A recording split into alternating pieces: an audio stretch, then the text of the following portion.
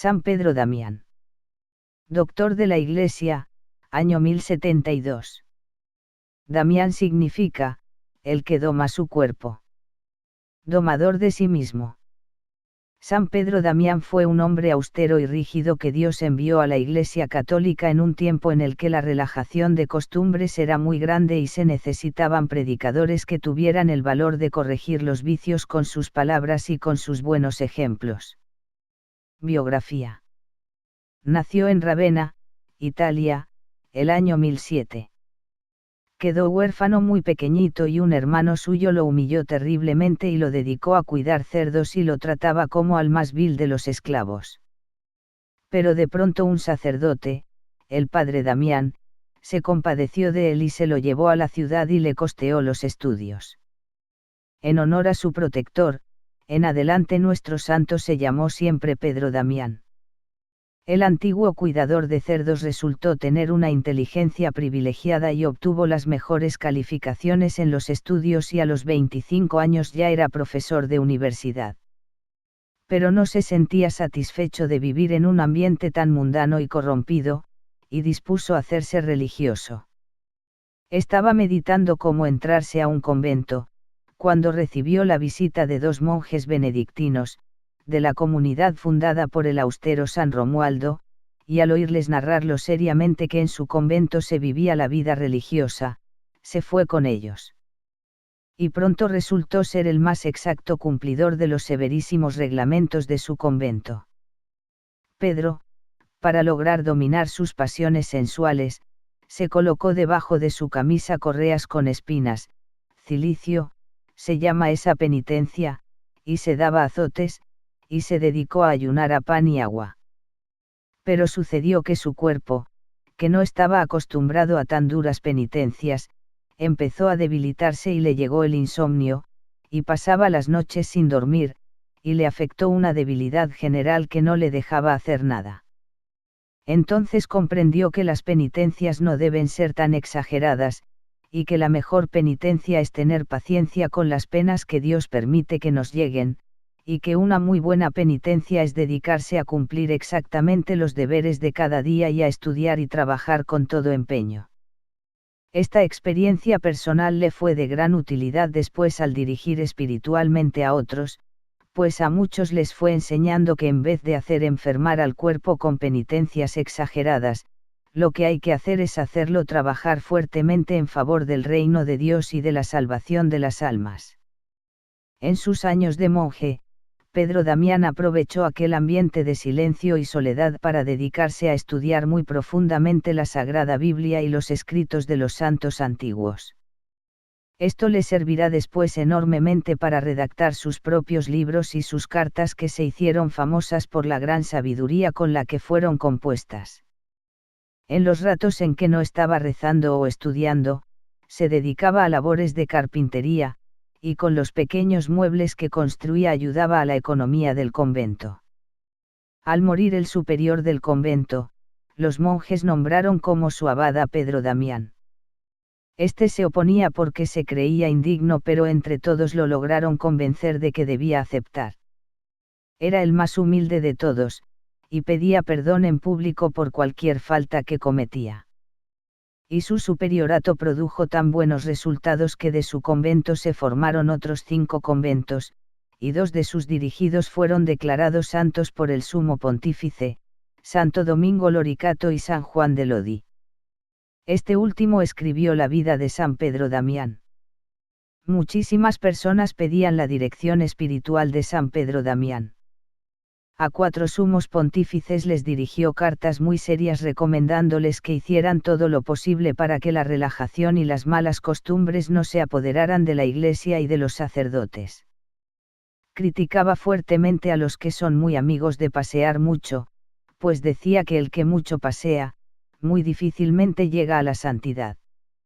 A un obispo que en vez de dedicarse a enseñar catecismo y a preparar sermones pasaba las tardes jugando ajedrez, le puso como penitencia rezar 3 veces todos los salmos de la Biblia, que son 150, lavarles los pies a 12 pobres y regalarles a cada uno una moneda de oro. La penitencia era fuerte, pero el obispo se dio cuenta de que sí se la merecía, y la cumplió y se enmendó. Los dos peores vicios de la Iglesia en aquellos años 1000, eran la impureza y la simonía. Muchos sacerdotes eran descuidados en cumplir su celibato, o sea ese juramento solemne que han hecho de esforzarse por ser puros, y además la simonía era muy frecuente en todas partes. Y contra estos dos defectos se propuso luchar Pedro Damián. Varios sumos pontífices, sabiendo la gran sabiduría y la admirable santidad del padre Pedro Damián, le confiaron misiones delicadísimas.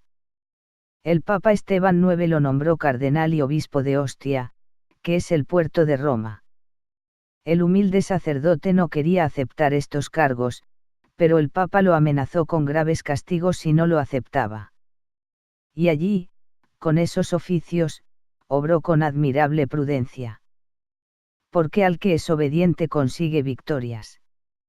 Resultó que el joven emperador Enrique IV quería divorciarse, y su arzobispo, por temor, se lo iba a permitir.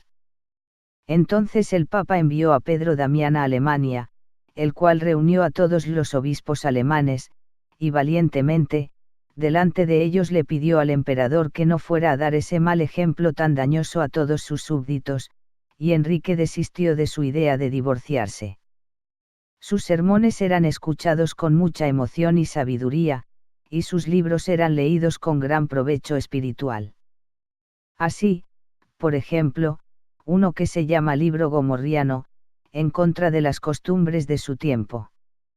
Gomorriano, en recuerdo de Gomorra, una de las 5 ciudades que Dios destruyó con una lluvia de fuego porque allí se cometían muchos pecados de impureza.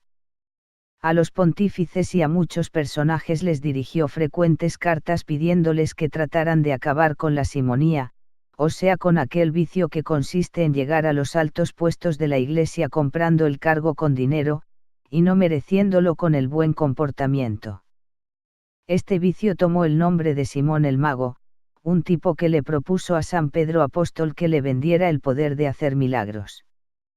En aquel siglo del año 1000 era muy frecuente que un hombre nada santo llegara a ser sacerdote y hasta obispo, porque compraba su nombramiento dando mucho dinero a los que lo elegían para ese cargo. Y esto traía terribles males a la Iglesia católica porque llegaban a altos puestos unos hombres totalmente indignos que no iban a hacer nada bien sino mucho mal. Afortunadamente, el Papa que fue nombrado al año siguiente de la muerte de San Pedro Damián, y que era su gran amigo, el Papa Gregorio VII, se propuso luchar fuertemente contra ese vicio y tratar de acabarlo. La gente decía, el padre Damián es fuerte en el hablar, pero es santo en el obrar, y eso hace que le hagamos caso con gusto a sus llamadas de atención. Lo que más le agradaba era retirarse a la soledad a rezar y a meditar. Y sentía una santa envidia por los religiosos que tienen todo su tiempo para dedicarse a la oración y a la meditación. Otra labor que le agradaba muchísimo era el ayudar a los pobres. Todo el dinero que le llegaba lo repartía entre la gente más necesitada. Era mortificadísimo en comer y dormir, pero sumamente generosos en repartir limosnas y ayudas a cuantos más podía. El sumo pontífice lo envió a Ravenna a tratar de lograr que esa ciudad hiciera las paces con el Papa. Lo consiguió, y al volver de su importante misión, al llegar al convento sintió una gran fiebre y murió santamente. Era el 21 de febrero del año 1072. Inmediatamente la gente empezó a considerarlo como un gran santo y a conseguir favores de Dios por su intercesión. El Papa lo canonizó y lo declaró doctor de la Iglesia por los elocuentes sermones que compuso y por los libros tan sabios que escribió. Oración a la Virgen María de San Pedro Damián. Santa Virgen, Madre de Dios, socorred a los que imploran vuestro auxilio. Volved vuestros ojos hacia nosotros. ¿Acaso por haber sido unida a la divinidad ya no os acordaríais de los hombres? Ah, no por cierto. Vos sabéis en qué peligros nos habéis dejado, y el estado miserable de vuestros siervos, no es propio de vuestra gran misericordia el olvidarse de una tan grande miseria como la nuestra. Emplead en nuestro favor vuestro valimiento, porque el que es omnipotente os ha dado la omnipotencia en el cielo y en la tierra. Nada os es imposible, pues podéis infundir aliento a los más desesperados para esperar la salvación. Cuanto más poderosas sois, tanto más misericordiosa debéis ser. Ayudadnos también con vuestro amor.